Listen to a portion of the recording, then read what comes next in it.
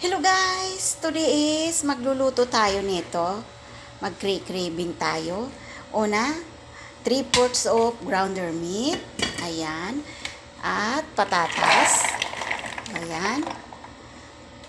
3 pieces yan guys. And tomato. And tomato paste. Ayan. At black pepper. And salt. Siyempre, yan.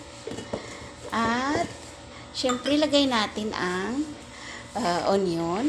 Ayan. At, ito, garlic. Ayan, guys. And, red pepper and green. Ayan, guys. So, now, ilagay natin ang seasoning natin. Ayan. Ito ay oil. Ayan guys. Oil, cooking oil yan. And olive oil. Ayan. Olive oil yan guys.